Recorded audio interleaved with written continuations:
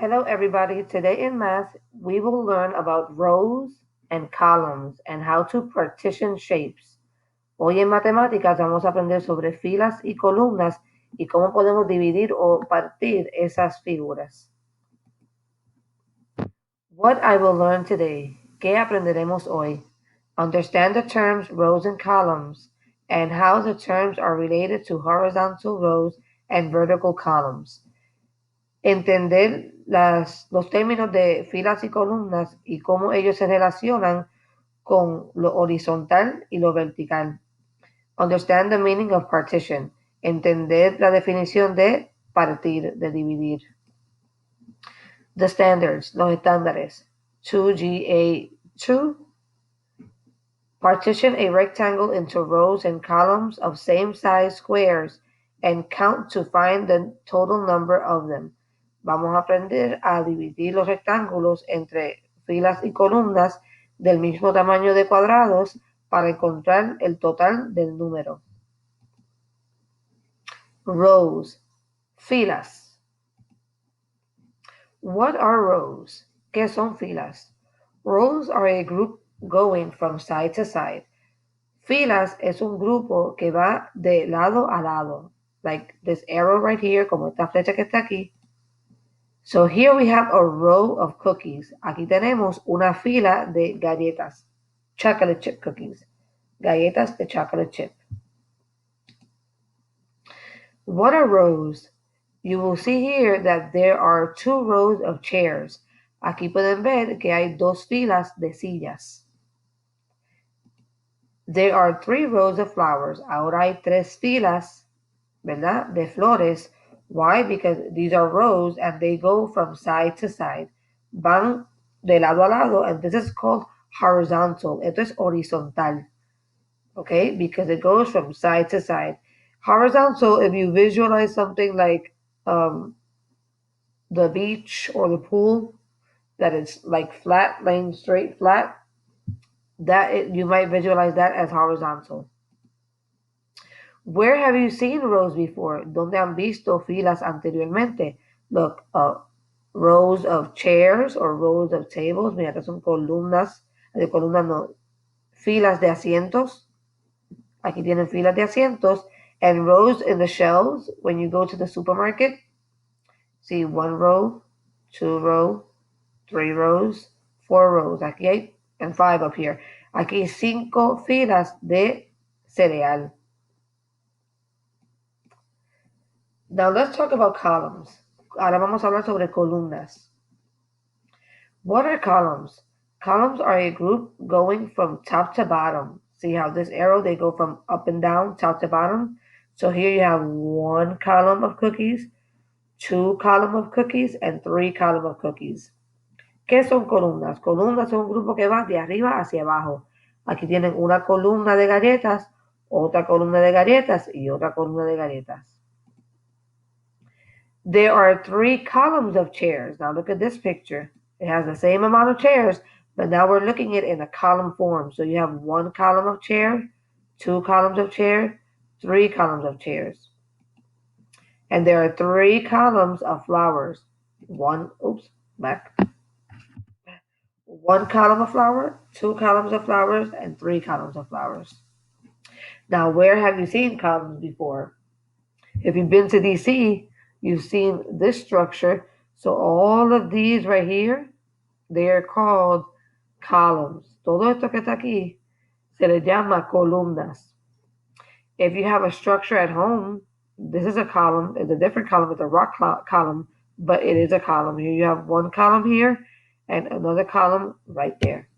Aquí tienen columnas de piedra o de rocas. Una columna aquí y otra columna acá.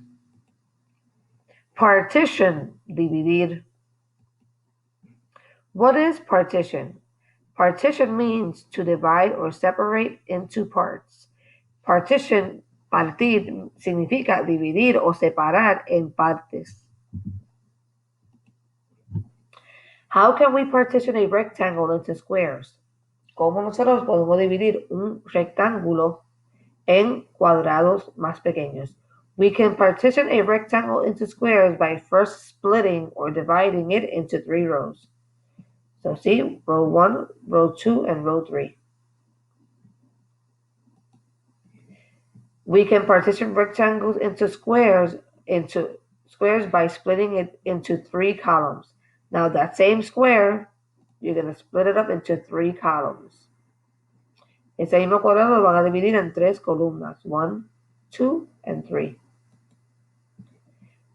Now, the end result of your square, your rectangle, this will be your final result. You will have 9 squares. So by the end, when you finish dividing it or splitting it up, your paper or your cloth, whatever you have, will look like this. Se va a parecer a esto, and I'm going to show you how in a minute. So see, this was the first step. You split your paper up into 3 rows. And then the same paper, you split it up. So that means you folded it. You fold it first into 3 rows. Then you fold it into 3 columns. So you see how I just drew a line so you know where you split up your 3 columns. And now see your 3 rows, 1, 2, 3. Your 3 columns, 1, 2, 3.